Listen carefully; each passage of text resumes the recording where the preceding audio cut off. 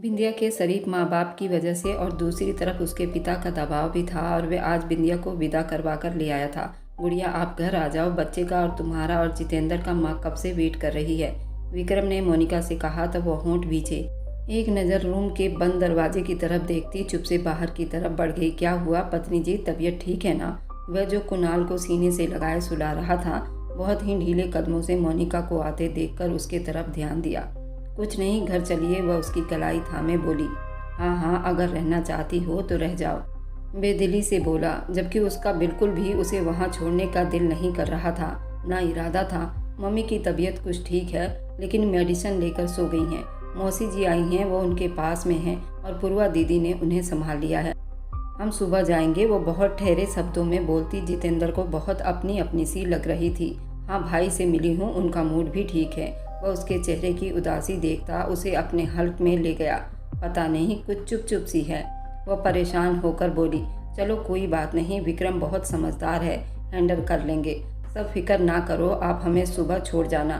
फिर गाड़ी में बैठते हुए कुणाल को अपनी गोद में करते हुए जितेंद्र ने जोश में कहा, क्यों, मैं भी तुम्हारे साथ ही आऊँगा, आखिर को मेरे इकलौते साले की शादी है। वे गाड़ी स्टार्ट करता रोड पर डाल दिया था। कल तो आपको कई ज़रूरी मीटिंग है ना? वह फिक्र में होती बोली। क्या हुआ, सब कैंसिल कर सकता हूँ। वह ड्राइव करता उसका एक हाथ अपने होठों से लगा लिया। वह गर्दन तिरछी करके उसे देखने लगी। ऐसे क्या देख रही हो, अब क्या चल रहा है दिमाग में? वह आंख नम करता पूछने लगा, आप जब भी ऐसे प्यार जताते हैं तो कुछ पलों के बाद वापस पर आए जैसे महसूस होने लगते हैं, आसमान पर ले जाकर बहुत बुरी तरीके से फर्श पर फेंकते हैं। अब डर लगने लगा है आपसे, वह साफ शब्दों में कहती उसे एकदम गंभीर कर गई थी। उसने कब चाहा था कि मोनिका उससे डरने लगे। जितेंद्र ने उसकी बात का कोई जवाब नहीं दिया और चुप से विंडो स्क्रीन पर देखकर गाड़ी ड्राइव करता रहा। मोनिका भी अब की बार चुप रही। इधर विक्रम दरवाज़ा खोलता अंदर दाखिल हुआ तो बिंदिया रूम में कहीं नहीं थी। वह कहाँ जा सकती है? वह ड्रेसिंग रूम में देखता, बाथरूम का भी दरवाज़ा खुला देखकर माथे पर बल डाले बालकनी की तरफ आया। वह बाहर बालकनी में खड़ी थी। दरवाज़ा खोलकर वह बालकनी में जाना चाहा कि दरवाज़ा लॉक था। दरवाज़ा खोलो बिंदिया, वह गुस्सा करता बोला। उसके होठों की बड़बड़ाहट पर वह समझ गई थी कि वह क्या बोल रहा था। नहीं, बिल्कुल नहीं, वह सर ना में हिलाती डरी हुई वहाँ खड़ी थी। उससे बहस करने के बजाय वह दूसरे चाबी से लॉक खोल गया। वह डर के पीछे हटी। नहीं, इसमें मेरी कोई गलती नहीं, सच में मैंने कुछ नहीं किया, मुझे सुमन ने दी थी ड्रिंक। बकवास बंद करो। वह गुस्से से उसे बाजू से पकड़कर अपनी तरफ खींच लिया। जो कुछ तुमने किया उसके बाद किसी भी सफाई की कोई गुंजाइश नहीं रहती। सिर्फ मुझे अपनाने के लिए तुम इस हद तक चली गई थी, सही और गलत को भी भूल गई थी। तुम सब लड़कियां एक जैसी होती हो, मौका देखते वार कर देती हो। मुझे तुम जैसी लड़कियों से बहुत नफरत है। विक्रम का दिल पहले से ही टूटा हुआ था। उसकी मंगेतर उसे धोखा देकर किसी और के साथ भाग गई थी और आज तक उस दर्द से बाहर नहीं आ पाया था। ऐसे में बिंदिया का उसके पास यूं आना, उसका देखना भी विक्रम को अच्छा नहीं लगा था। आप मुझे ऐसी किसी लड़की से मत मिलाओ। माना कि मुझसे गलती हुई, सब मुझसे नाराज़ हैं, आपका गुस्सा भी जायज़ है, लेकिन मैं फिर यही कहूँगी, मैं बेकसूर हूँ। मैं आपकी पत्नी हूँ। मुझे ये भी पता है आप मुझ पर यकीन नहीं करोगे और अब मैं भी आपको कोई यकीन नहीं दिलाऊंगी। वह आंखों में आंखें डाले बोली, और तुमसे सफाई मांग कौन रहा है बिंदिया? बिंदिया अब विक्रम की पत्नी हैं, आप माने या ना माने, और अभी भी आप उस बेवफा मंगेतर की याद में बैठे रहो सारी जिंदगी, जो किसी और के साथ भाग गई।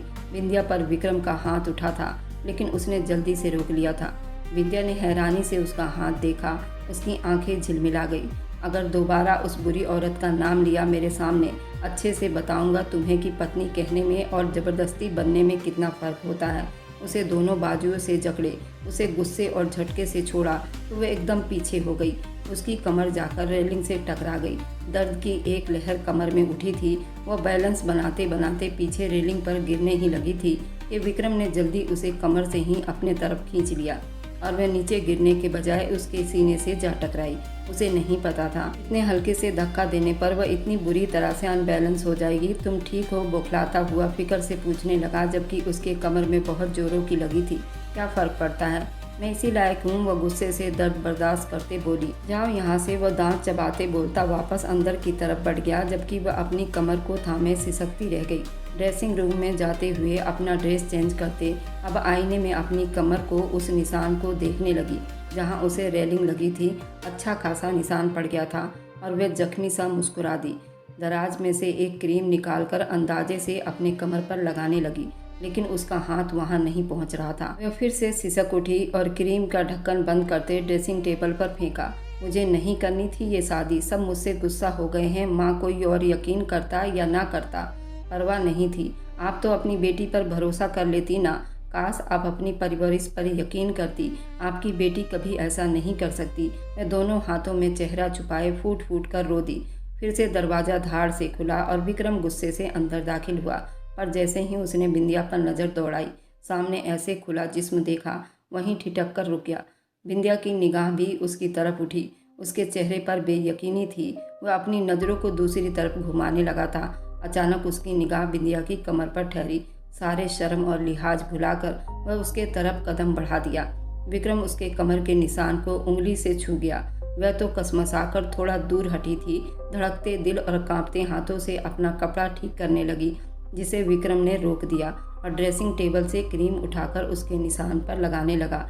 उसके उंगलियों की दबाव ने बिंदिया के पूरे जिस्म में करंट सा दौड़ा दिया था। उसकी सांसें गहरी हुई थी। महबूब छुए तो दिल में घंटियां तो बजती है। वह अपनी आंखें बंद करती, उसके इतने करीब सांसों को महसूस करती, अपना निचला होंठ दांतों तले दबा गई। शीशे में ही उसके हर एक्टिंग को नोट करता हुआ एकदम उसका मुंह अपनी तरफ मोड़ गया था। वह अपनी आंखें बंद करके उसकी आंखों में जज्बात का समंदर तैर रहा था, जिसे देखकर विक्रम भी एक पल को ठिठक गया था। उसके कुंदन जैसे शरीर पर एक निगाह डालते धीरे से उसके पास होता, उसके चेहरे के करीब चेहरा करता, 1 इंच की दूरी पर रुका था। बिंदिया ने गहरी सांस भरते अपने होंठ दांतों तले दबाए तो विक्रम फिर से उसे देखकर मुस्कुराया। तुम मेरी पत्नी बन गई हो, जबरदस्ती की पत्नी, लेकिन मैं अपनी मोहब्बत तुम जैसी लड़की पर कभी निछावर नहीं करूँगा, जिसने किसी का इज्जत का ख्याल तक नहीं किया।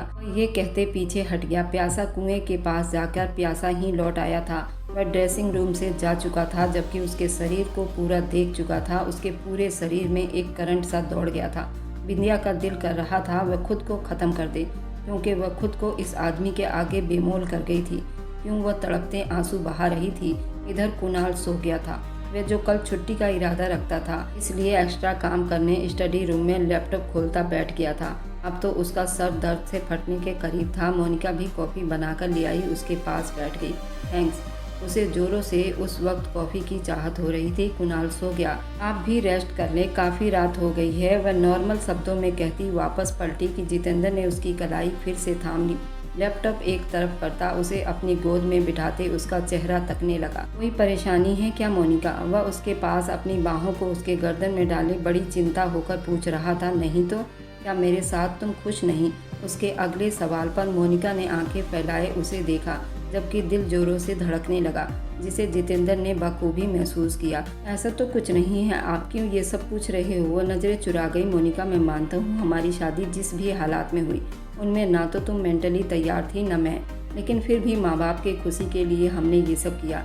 भले ही हमारी अरेंज मैरिज है, फिर भी वक्त बीतने के साथ साथ ये मैरिज मेरे लिए मेरी ज़िंदगी बन गई है। तुम और कुणाल मेरी ज़िंदगी हो, मेरी पूरी दुनिया हो। मैं तुम दोनों के बिना कुछ नहीं हूँ। वह उसका हाथ मोहब्बत से अपने होठों पर लगाकर जज्बात में बहते बोल गया था, और वह उसे बिना पलक झपकाए देखे जा रही थी। लेकिन उस 2 साल में मैंने तुम्हें हंसते भी देखा, मुस्कुराते भी देखा, प्यार भी किया, गुस्सा भी कर जाता हूँ तुम पर, और ये भी मानता हूँ, लेकिन तुम्हारी आंखों में वो चमक नहीं जो मुझे देखनी है। कुछ तो कमी है मुझ में, ये जानना है मोनिका। आखिर हमारे बीच इतना संबंध तो है कि हम एक दूसरे से दिल की हर बात कह सकें। वह अब उसे सुनना चाहता था कि आंखों में आंसू भर आए थे। वह सांस खींचकर रोने लगी। प्लीज़ मोनिका, रोना मत, मुझे तुम्हारी आंखों के आंसू बर्दाश्त नहीं होते, ये मेरे दिल पर गिरते हैं। वह दिल की जगह पर उंगली रखकर प्यार से बोला, हम खुश हैं आपके साथ जितेंद्र जी। उसके सीने में मुँह छुपा गई और अब भी वह उसे कुछ नहीं बता रही थी। अच्छा, फिर मुझे ये बताओ, तुम्हारी ज़िंदगी की सबसे बड़ी इच्छा क्या है? अब वह दूसरे शब्दों में पूछ रहा था। आज मैं चाहता हूँ तुम सब कुछ मुझे बता दो। मोनिका ने भी अपना दिल खोलकर उसके आगे रख दिए। मैं बहुत पढ़ना चाहती थी, डॉक्टर बनना चाहती थी। किस्मत ने मुझे आगे पढ़ने नहीं दिया, लेकिन आज तुम्हारा पति जितेंद्र कहता है तुम आगे पढ़ोगी जब तक तुम्हारा दिल करे। इधर बिंदिया बिस्तर पर आई, जो कमरे में आते बिल्कुल अंधेरा महसूस करती सोफे पर जाकर लेटने लगी। कि अपने सामने विक्रम की आवाज़ सुनते हुए चौंकी। मैं यहीं कंफर्टेबल हूँ, साफ शब्दों में बोली। ड्रेसिंग रूम में उसका व्यवहार वह भूली नहीं थी। मैं अपनी बात दोहराने का आदी नहीं हूँ, और ये बात अच्छी तरह से जानती हो, चुपचाप आकर यहाँ लेट जाओ। वह गुस्से से बोला, आपके पास आकर सोने से अच्छा है मैं किसी खाई में कूद कर जान दे दूँ। वह गुस्से में बोली, जवाब देते सोफे पर बैठ गई। खाई में गिरने की क्या ज़रूरत है, चलो फिर से उसी बालकनी से धक्का दे देता हूँ, शायद तुम्हारा दिमाग ठीक हो जाए। वह गुस्से से उठता उसकी तरफ बढ़ गया था, उसे अपनी बाहों में भरता बालकनी की तरफ बढ़ गया था। बिंदिया बुरी तरह से बौखला गई। वह जो उसे रेलिंग से बाहर धकेलने लगा था, बाजू में उठाए ही बिंदिया सिसक उठी थी। उसके गले के आसपास बाहें डालकर जमाए उसके सीने में समा गई। नहीं प्लीज़ मत करो ऐसा, मुझे मेरी सच्चाई साबित करनी है, मुझे अभी जीना है। वह धीरे से बोलती हुई उसके कान तक गई। उसके बोलने से उसके होठ विक्रम के कानों के साथ चिपक रहे थे। वही विक्रम के दिल की धड़कन बहुत तेज हुई। वह अपनी 30 साल की ज़िंदगी में पहली बार वह किसी जवान जिस्म की गहराइयों से आमना सामना हुआ था। उसके अंदर के जज्बात एकदम ही शोर मचाए थे। उसे लिए कमरे में आता, उसे बिस्तर पर लिटा गया। जो कुछ हुआ उसमें कौन शामिल था ये मैं पता लगवा लूँगा, लेकिन याद रखना, अगर मुझे जरा भी आइडिया हुआ कि उस साजिश का तुम भी हिस्सा थी तो तुम्हें जान से मार डालूंगा, और मेरी दी सज़ा तुम सोच भी नहीं सकती क्या होगी। वह उसका सर तकिए पर रखता पीछे हटने लगा। एकदम से बिंदिया ने उसे कॉलर से पकड़कर वापस अपने सीने में दबा लिया। और अगर मैं बेकसूर साबित हो गई तब क्या करोगे? वह जख्मी नज़रों से सवाल कर रही थी। विक्रम ने दांत पर दांत जमाए उसका हाथ अपने कॉलर से हटाए बिना जवाब दिया और सोफे की तरफ बढ़ गया। मतलब वह खुद सोफे पर सोने जा रहा था, उससे दूरी बनाए रखना चाहता था। बिंदिया ने मुंह फेरते करवट बदल ली। उसकी आंखों से आंसू टूटकर तकिए में गिर रहे थे। रोना नहीं चाहती थी, पर आंसू खुद ब खुद आ रहे थे, जिनके बिना वह रह नहीं सकती थी। कुछ कहना चाह रही थी पर कह नहीं सकती थी। मुश्किल सफ़र था। उसे लग रहा था उसके पैरों में बेड़ियां पहना दी गई हो। ये कैसा इल्ज़ाम था जिसके लिए वो बरसों से तड़प रही थी, और जब उसे मिला तो वह उसे इतना दूर हो गया था। इधर जितेंद्र मोनिका को बोलने पर उसका रहा था। अब की बार वो मुस्कुराई और उसे देखते थोड़ी देर नीचे हाथ रखकर, आप पूरी करेंगे हमारी इच्छा? वह हैरान होते पूछने लगी, हाँ। क्या तुम्हें यकीन नहीं? यकीन तो है, लेकिन अब वक्त नहीं रहा, वक्त बीत गया। जितेंद्र अब तो पढ़ने की उम्र भी नहीं रही। वह अनजाने में ही उससे अपनी इच्छा का इजहार कर दिया था। कुछ पल वह चुप रही। तुम पढ़ना चाहती हो? जितेंद्र के अचानक पूछे गए सवाल पर मोनिका की आंखें हैरानी से फैली। क्या हम पढ़ सकते हैं? जवाब देने के बजाय उल्टा सवाल करने लगी। हाँ, क्यों नहीं पढ़ सकती? वह उसे खींचकर अपने सीने से लगाते उसके बाल कानों के पीछे करते हुए कहने लगा, मैं एक बच्चे की माँ बन गई हूँ जितेंद्र, अब हम कैसे पढ़ सकते हैं? वह जैसे अपनी ही बात का मजाक उड़ा रही थी। डॉक्टर बनना चाहती हो? वह कैसे उसके दिल की बात जान गया था। मोनिका उसकी तरफ देखते हुए स्माइल दिए, तो वादा रहा तुमसे मेरी पत्नी। आज से ठीक 5 साल के बाद आप डॉक्टर मोनिका जितेंद्र की पत्नी कहलाओगी। वह उसे अपने बाहों में भरकर कमरे की तरफ बढ़ गया। जितेंद्र उसे सपना दे रहा था जो वह शादी से पहले अपनी माँ के घर दफन करके आ गई थी, लेकिन अब उसको जितेंद्र दोबारा जिंदा करने जा रहा था, उनमें नई आत्मा डालने जा रहा था। हाँ, वह चाहता था कि मोनिका खुश रहे और उसकी आंखों में भी वही चमक उभरे जो उसे देखकर जितेंद्र की आंखों में उभरती थी। और अगर इसलिए वो मोनिका की इच्छा पूरी करनी पड़ी तो वह हर हाल में करके ही दम लेगा। इधर विक्रम की माँ बहू को देखते कहने लगी, अरे बिंदिया बेटा, क्यों खड़ी हो वहाँ? यहाँ आ जाओ, नाश्ता करें हम सब मिलकर। विक्रम की माँ ने मोनिका को सीढ़ियों पर खड़े देखा तो उसे बुलाया, जबकि विक्रम उस डाइनिंग टेबल पर उसकी मौसी और उनकी बेटी भी वहीं थे। बाकी मेहमान जा चुके थे और रात को फंक्शन पर विक्रम के माँ के बुलाने पर उसने आते ही अपने सास के पैर छुए और वहाँ बैठे सबके पैर छुए। विक्रम के साथ वाली कुर्सी घसीट कर बैठ गई। विक्रम ने कोई खास ध्यान नहीं दिया। अरे भाभी, आप तो बिल्कुल भी तैयार नहीं लग रही। आपको देखकर नहीं लग रहा कि आप पहले दिन की दुल्हन हो। क्यों मम्मी? पूर्वा कहते हुए माँ से पूरी जानकारी लेना चाह रही थी। हाँ बहू, थोड़ा सा बनाव सिंगार करो, पता चले परिवार की बहू आई है। अरे हमारी तो पहचान ये सिंदूर और बिंदिया लॉकेट है। वह कहते हुए अपने कलाई में पहनी भारी सोने के कड़े और चूड़ियों को लहराकर बताते हुए बोली, अरे दीदी, आजकल के बच्चे कहाँ ये चीज़ें पहनते हैं। फिर भी बिंदिया बेटा, थोड़ा सा तैयार हो जाना ठीक है, अभी नाश्ता करो। विक्रम की माँ ने बहुत ही तरीके से बात को रफा दफा की। अरे वो क्या कहते हैं, दुल्हन के घर से जो नाश्ता आता है। क्यों भाभी, तुम्हारे घर से किसी ने नाश्ता नहीं भेजा? अब की बार विक्रम समेत बिंदिया के भी पलकें झुकी थी। वह खुद भी हैरान थी, उसके घर से कोई नहीं आया। वे भी बहुत गुस्सा थे, लेकिन आना तो चाहिए था। मौसी जी, मैंने उन्हें मना किया था। अचानक से विक्रम अपने हाथ नैपकिन से साफ करते हुए बोल उठा। मुझे ये रस्म पसंद नहीं, इसलिए मैंने उनको मना कर दिया था। अरे भाई, ये रस्में दो परिवारों की शान होती है, क्यों मना किया तुमने विक्रम? नाश्ता ही करना है, आप कर रही हैं ना? वह बहुत अच्छा नाश्ता है, इस तरह किसी को तकलीफ नहीं देनी चाहिए।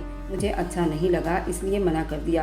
एक्सक्यूज मी, वह अपनी सारी बात करते हुए उठ गया, जबकि मौसी और पूर्वा के चेहरे पर थोड़ा सा गुस्सा झलका था। रिसेप्शन का फंक्शन अपने चरम सीमा पार कर चुकी थी, लेकिन ना ही बिंदिया के चेहरे पर कोई खूबसूरती की मुस्कान थी, ना ही विक्रम के चेहरे पर। दोनों एक साथ खड़े चांद सूरज की जोड़ी लग रही थी, लेकिन ऐसा महसूस हो रहा था कि दोनों ही एक दूसरे के संग खुश नहीं। मोनिका को ये दोनों यूं चुप चुप अच्छे नहीं लग रहे थे। मोनिका और जितेंद्र भी उसके पास आकर बैठे।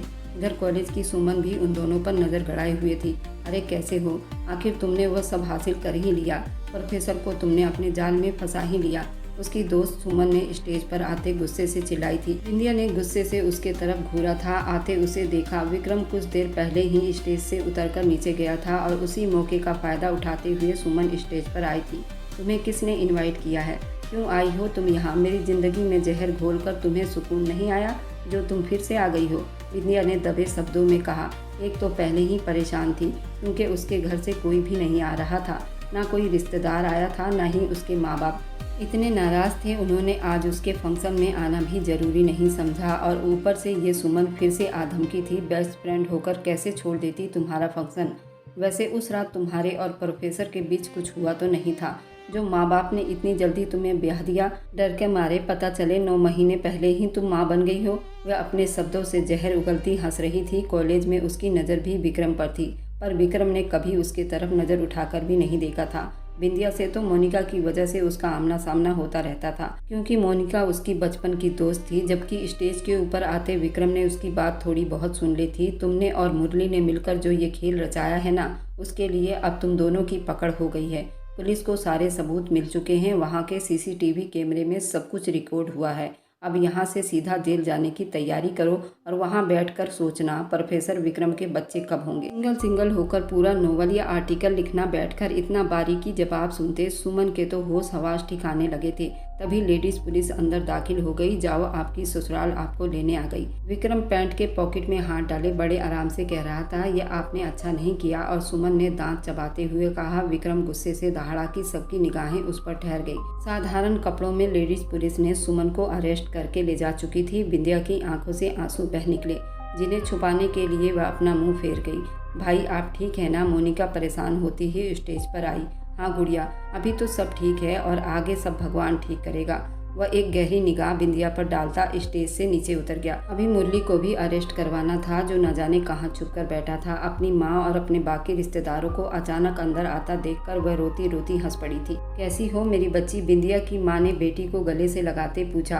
आप आ गए, आपको देखकर सुकून आ गया। वह माँ के गले लगी पीछे नहीं हट रही थी। मम्मी मेरी कोई गलती नहीं थी मेरी बच्ची, कोई सफाई नहीं, हम ही बुरी किस्मत वाले थे जो समझ न सके। विक्रम बेटे ने सब कुछ बता दिया है हमें। उनकी बात सुनते वह दूर खड़े विक्रम को देखने लगी, जो अपने पर्सनैलिटी की वजह से पूरी महफिल में छाया हुआ था। बिंदिया ड्रेसिंग रूम में अपना दुल्हन का कपड़ा बदलती अब बाहर आई तो उसी पल विक्रम रूम में दाखिल हुआ। उसे दुल्हन का कपड़ा चेंज करते देखा। उसने अपने होंठ भींच लिए, सर नामे झटका, अपने हाथ में पहने घड़ी को उतारते साइड टेबल पर रख दिया। बिंदिया वह सोफे पर जा बैठी। वो बिल्कुल चुप थी। विक्रम तो बिंदिया को शुरू से ही पसंद था। उसकी हर सख्त आदत उसे घायल कर देती थी। उसने हमेशा ही बिंदिया की आंखों में अपने लिए मोहब्बत और जुनून देखा था। अब तो वह उसे देख भी नहीं रही थी। वह अपने शर्ट के बटन खोलता और उसे गहरी निगाहों से देखने लगा। की नज़रों की ताक महसूस करती मोबाइल चलाते बिंदिया के हाथों में कपकपाहट सवार हो रही थी। अच्छा, ऐसे देखने का क्या मकसद? चुपचाप अपना काम करो, मुझे घूरे जा रहे हैं यूं फालतू में। अपने होठों से बुदबुदाई थी। बिंदिया यहाँ आओ उसे बुलाता उसे दिल की धड़कनों में हलचल मचा गया था। मुझे नींद आ रही है। वो मोबाइल एक तरफ करती सोफे पर लेटती हुई मुंह फेर गई थी। वह उठा उसके पास आया। विक्रम के परफ्यूम की खुशबू को उसने अपने बहुत करीब महसूस किया तो दिल की धड़कनें रुक सी गई। वह उसके पास आता हुआ बाथरूम में चला गया और दरवाज़ा बंद होने की आवाज़ पर वह चौंकी थी। कितना एटीट्यूड है इसमें। अच्छा बंदा थोड़ा मना ही लेता। थोड़ा गंभीरता से बोली। उसकी आंखों से बेवफा आंसू टूटकर उसके कपड़ों में चलने लगा। काफ़ी देर बीत गए। जब वो बाहर निकला तो बिंदिया नींद की वादियों में खो गई थी। वह सावर लेता शर्ट लिए वह ट्राउजर में बाहर आ गया। अपने गीले बालों को संवारने लगा, जबकि निगाहें बिंदिया की पतली कमर पर उलझ गई थी। बेकाबू होकर दिल ने अपने पति होने का सबूत दिया था और वह दिल की सुनता उसकी तरफ बढ़ गया था। धीरे से हाथ बढ़ाकर उसके नाजुक कमर को छुआ तो वह जरा सा कसमसाई थी। शायद अभी भी उसे कमर में दर्द हो रहा था। वह उसे एकदम से अपनी बाहों में भरता बिस्तर पर लाया था। उसकी आंखें खुल गई थी, लेकिन आंखों में फैले काजल को देखता विक्रम बहका था। उसके कुछ भी कहने से पहले उसको चूमने लगा। अचानक से बिंदिया की दोनों आंखें पूरी पूरी खुल गई थी। जिंदगी में पहली बार मोहब्बत का जुनून विक्रम से मिला। वो मोहब्बत से उसके सर के पीछे हाथ रखकर उसे चूम रहा था। बिंदिया ने अपनी उखड़ती सांसों की वजह से हल्की सी खींचातानी की थी। वह उसके दोनों कलाइयों को ऊपर करता ज्यादा उसको अपनी पकड़ में ले गया था। उसके हाथों ने बिंदिया के कमर को अपनी पकड़ में ले लिया था। बिंदिया के रोंगटे खड़े हो गए थे। विक्रम वह सिसकियां भर रही थी। विक्रम कमर टूट जाएगी, वह दर्द से कराहती बोली। तो एकदम से विक्रम को होश आया, वरना जिस तरह वह उसमें खो गया था कोई शक नहीं था कि वह अपनी जुनूनी हालत में बिंदिया को तकलीफ पहुंचा देता। अपने जज्बात पर काबू पाते वो बालों में हाथ देता, पीछे जाता, जबकि वो गहरी सांस लेती शर्मा गई थी। उसे देखते रह गई। सो जाओ, रात हो गई है काफ़ी। वह उसके दाएं तरफ जाकर बेड पर लेट गया और अपना मोबाइल उठाकर चलाने लगा। उसने बड़ी मुश्किल से अपने उमड़ते जज्बात पर लगाम डालने की कोशिश करते खुद को बिजी कर रहा था। बिंदिया ने उसके तरफ करवट लेते अंधेरे में देखने की कोशिश की। आप एक दिन में कैसे बदल गए? कल तक तो आप मुझे अपने पास के लिए जिंदगी भर तड़पाने वाले थे। अगर बुरा लगा है तो आइंदा नहीं आऊँगा पास। वह बिना उसके तरफ देखे बोला था, जबकि हाथ अभी भी मोबाइल पर चल रहे थे। बिंदिया ने गहरी सांस भरी। बेकसूर साबित हो गई हूँ ना, लेकिन आपने एक छोटा सा सॉरी कहकर सब कुछ सेट करना था, लेकिन आपकी नाक गिर जाएगी ना। वह गुस्से से कहती। अब फिर से करवट बदल गई। विक्रम ने मोबाइल एक तरफ रखा, उसके कमर में हाथ डाले बहुत सावधानी से अपने तरफ खींचता। वह उसके सीने से जा लगी। तुम चाहती हो मैं तुमसे सॉरी बोलूं? वह उसके कान में धीरे से बोलता उसकी कान के झुमकों को चूम गया था। बिंदिया के पूरे जिस्म में करंट सा दौड़ गया था। वह उसकी गर्दन पर अपने होठों की बौछार करता उसके सांसों को भारी कर दिया था। वह उसका महबूब था, उसका पति बन बैठा था, उसकी ज़िंदगी में आ गया था। वह कैसे उसे झटकती, धीरे से उसका मुंह सीधा करता, उसके होठों को अपने होठों में भरता, उसे चूमने लगा, लेकिन अपना वजन उस पर नहीं डाल रहा था। बिंदिया ने घबराए हुए अंदाज में उसे देखा। उसके दोनों हाथों में बिंदिया का चेहरा था। वह उसके होठों को नरमी से चूम रहा था। दोनों की सांस एक दूसरे में घुलने लगी थी। ये मेरा सॉरी था, जरा सा पीछे होता भारी आवाज में बोला। एक्सेप्ट कर रही हो ना? बिंदिया ने धड़कते दिल से सर हाँ में हिलाया और ज्यादा उसके गालों से उसके गर्दन पर झुकता, अपने नरम होठों से चुंबन की बरसात करता, उसे भिगोता, उसके होश आवाज पर छाने लगा था, अपनी मोहब्बत उस पर लुटाने लगा था। वो गहरी सांस भरती फिर से हाँ में सर हिला गई। अब कोई भी शिकायत मत करना। विक्रम अपने मोहब्बत से उसके आत्मा में शामिल होता, उसको खुद को एक कर गया। 5 साल के बाद जब मोनिका के नाम का ऐलान हुआ तो पूरा हॉल तालियों से गूंज उठा। उसके सब अपने उस वक्त वहाँ मौजूद थे। उसने स्टेज पर कदम रखा। सफ़ेद कोट कामयाबी की सीढ़ियाँ नजर आ रही थी। प्रिंसिपल ने मुस्कुराकर डिग्री मोनिका के हाथ में पकड़ाया। जितेंद्र, हमें आप पर फक्र है। जैसे पति इस दुनिया में बहुत कम मिलते हैं। पत्नी को उसके इच्छा के हिसाब से खुशी देते हैं। आप जैसे इंसान हर किसी को बनना चाहिए। मोनिका हाथ में डिग्री थामे एक नज़र पीछे देखती मुस्कुराई, जहाँ उसका पति 6 साल का बेटा कुणाल खड़े थे। मोहब्बत और प्यार से बनने वाली वो पल उसकी ज़िंदगी का सबसे बड़ा तोहफा था। आज पहली बार जितेंद्र ने उसकी आंखों में वो चमक महसूस किया था जो वह देखना चाहता था। मोनिका हाथ में डिग्री थामे स्टेज के बीच आकर खड़ी हुई, माइक हाथ में लिया। थोड़ी देर चुप रही, जब बोली तो आवाज़ भीगने लगी। भगवान की कृपा है, हम डॉक्टर बन गए। अगर आज हम डॉक्टर हैं तो उसकी वजह हमारे पति हैं। मोनिका की निगाहों ने फिर से सामने खड़े उस आदमी को देखा और कहने लगी, हमारे डॉक्टर बनने का सपना उन्होंने पूरा कर दिखाया। हमें हर पल हौसला दिया, हर मोड़ पर। ये कामयाबी हमारी नहीं, उनकी है। हॉल एक बार फिर तालियों से गूंज उठी। गर्व से चलती अपने पति के पास आई, आंखों में खुशी के आंसू थे। जितेंद्र ने उसकी आंखों को धीरे से पूछा, मेरी प्यारी पत्नी। उसका अपना शब्द भी नम था। इतने में विक्रम और बिंदिया अपनी 2 साल की बेटी प्रीति के साथ उनके पास चले आए। बधाई हो बहुत बहुत आप दोनों को। आप इस दुनिया के सबसे बेस्ट कपल हो। और मेरी वीडियो आप लोग जहाँ कहीं से देखते हैं, कमेंट में अपने शहर और राज्य का नाम ज़रूर बताइए। मुझे आप लोगों के कमेंट पढ़ने में बहुत आनंद आता है और उन सभी का मैं बहुत बहुत धन्यवाद करना चाहती हूँ जो लोग मेरी वीडियो को देखते हैं, लाइक करते हैं और शेयर करते हैं। अगर आपको आज की कहानी पसंद आई है तो वीडियो को ज़रूर लाइक कीजिएगा और अपने दोस्तों के साथ शेयर भी कीजिएगा। और हाँ, अगर आपने अभी तक हमारे चैनल को सब्सक्राइब नहीं किया है तो ज़रूर सब्सक्राइब कर लें। मिलते हैं हम अपनी कल की एक और नई दिलचस्प कहानी के साथ। मुझ पर सदा अपना प्यार और स्नेह बनाए रखें। सभी को मेरा प्यार भरा नमस्कार दोस्तों। खुश रहें, स्वस्थ रहें, मस्त रहें।